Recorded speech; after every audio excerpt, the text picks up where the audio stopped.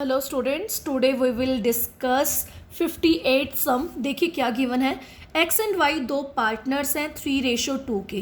Z एक new partner आ गया और इनका प्रॉफिट शेयरिंग रेशो हो गया 2:1:1।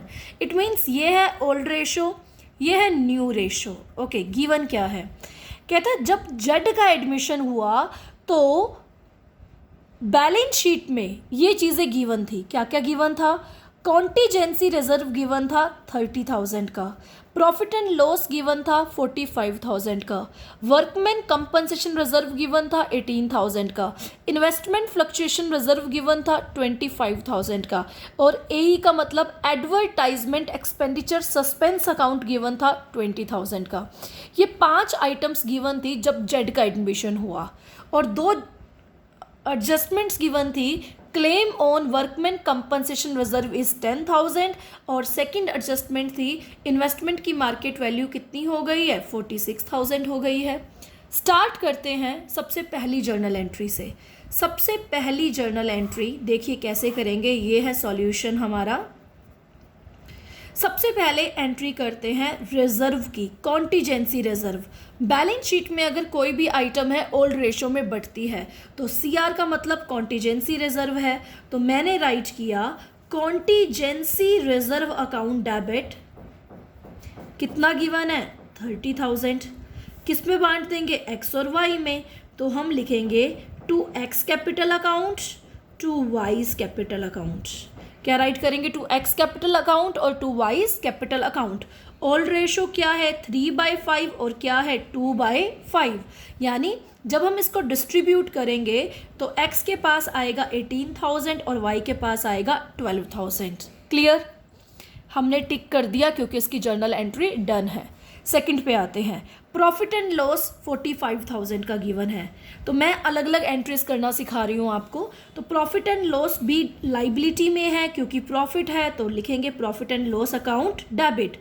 अगर ये प्रॉफिट एसेट में होता तो टू प्रॉफिट एंड लॉस लिखते। कहाँ पे गिवन है? लाइबिलिटी में गिवन है, तो profit and loss account debit. कितना? 45,000।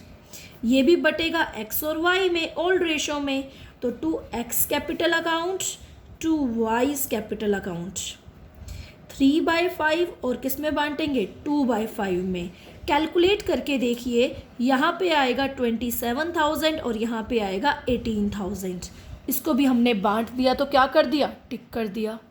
नेक्स्ट पे आते हैं। वर्कमैन कंपनसेशन रिजर्व 18,000 का है और क्लेम कितना है? 10,000।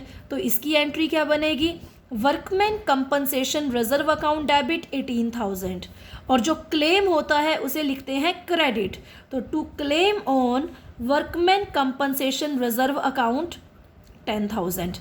18,000 का रिजर्व है और 10,000 का क्या है? क्लेम। इट मीन्स कितना बचा? 8,000 बचा। तो 8,000 को बांट देंगे एक्स और वाई में। कौन से रेशो में? ओल्ड रेशो में। तो to X capital account, to Y's capital account.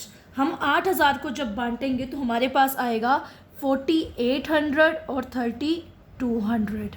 Okay, तो ये हमने कर दी रिजर्व की एंट्री। ये भी लास्ट लेक्चर में हमने डिस्कस किया था। रिजर्व 18,000 का है लेकिन मांगने वाले कितने हैं? 10,000। इट मीन्स 18,000 का रिजर्व और क्लेम है 10,000 का। तो 8,000 जो बचा है उसको बांट देंगे एक्स और वाई में। उसके बाद क्या है? इन्वेस्टमेंट फ्लक्चुएशन रिजर्व 25,000 का है। देखिए ये चारों चीज़ें डेबिट में है तो मैंने डेबिट में राइट की क्योंकि लाइबिलिटी में गिवन है। Investment fluctuation reserve account debit 25,000 right कर दिया। उसके बाद इसकी भी एडजस्टमेंट गिवन है। कहते हैं इन्वेस्टमेंट की मार्केट वैल्यू 46,000 हो गई जबकि कॉस्ट वैल्यू 50,000 है। क्वेश्चन में गिवन है 50,000 कॉस्ट वैल्यू है और 46,000 मार्केट वैल्यू है। इट मीन्स 50,000 की खरीदी थी और आज 46,000 का रेट है, तो 4,000 का हमें क्या हुआ? लॉस हुआ। तो हमने लिख दिया टू इन्वेस्टमेंट अकाउंट। कितना राइट कर दिया? 4,000। टू इन्वेस्टमेंट अकाउंट कितना राइट कर दिया? 4,000। बाकी कितना बच गया? मैंने आपको बताया था जो भी लॉस हो वो रिजर्व से पूरा होता है। तो 4,000 का लॉस हुआ तो कहाँ से पूरा किया जाएगा? रिजर्व में से। 25,000 का रिजर्व है, 4,000 का लॉस। इट मीन्स रिजर्व में कितना पड़ा है? 21,000। अब 21,000 को बांट देंगे एक्स और वाई में, to X capital account to Y's capital account. 21,000 को बांटेंगे तो आएगा 3:2 में 12,600 और आएगा 84,000। कितना आएगा? 84,000।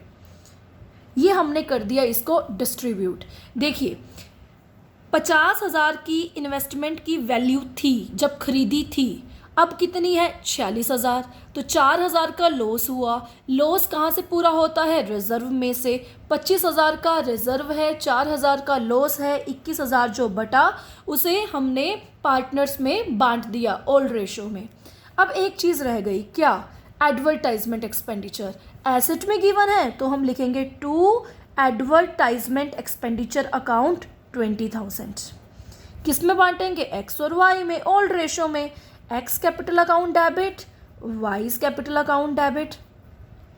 3:2 का मीनिंग क्या है? 3/5 और 2/5 में।